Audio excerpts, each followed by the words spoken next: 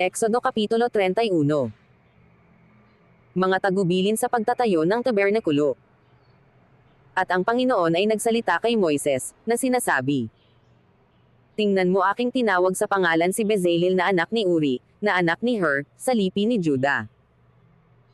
At aking pinuspos siya ng Espiritu ng Diyos, sa karunungan at pagkakilala, at kaalaman, at sa lahat ng sari-saring gawain.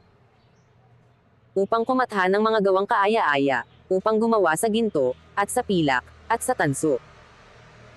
At upang umukit ng mga batong pangkalupko, upang gumawa ng mga nililok na kahoy, at upang gumawa sa lahat na sari-saring gawain.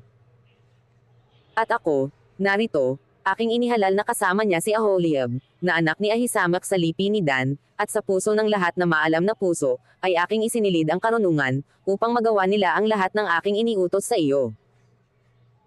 Ang tabernakulo ng kapisanan at ang kaban ng patoto, at ang luklukan ng awa na nasa ibabaw ni Yaon, at ang lahat ng kasangkapan ng tolda.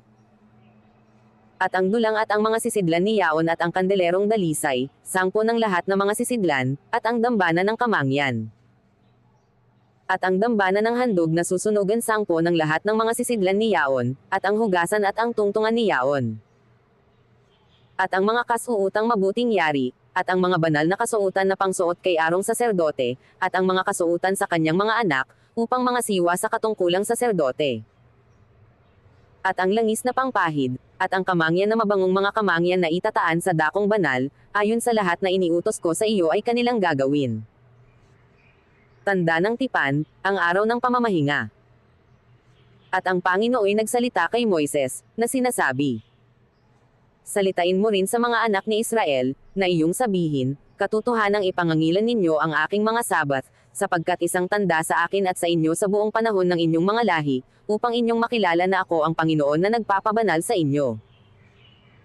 Inyong ipangangilan ang sabat nga, sapagkat Yahweh pangilin sa inyo, bawat lumapastangan ay walang pagsalang papatayin, sapagkat sino mang gumawa ng anumang gawa sa araw na yaon, ay ihihiwalay ang taong yaon sa kanyang bayan.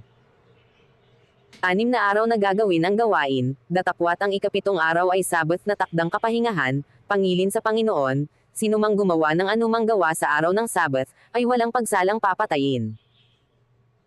Kaya't ang mga anak ni Israel ay mangangilan ng Sabat, natutuparin ang Sabat sa buong panahon ng kanilang mga lahi, na pinakapalaging tipan. Ito'y isang tanda sa akin at sa mga anak ni Israel magpakailanman, sapagkat sa 6 na araw ay ginawa ng Panginoon ang langit at lupa, at sa ikapitong araw, ay nagpahinga at naiganhawahan. Ibinigay ang 2 tabletang bato. At kanyang ibinigay kay Moises, pagkatapos na makipagsalitaan sa kanya sa ibabaw ng bundok ng Sinai, ang 2 tapyas ng patoto, na mga tapyas na bato, na sinulatan ng daliri ng Diyos.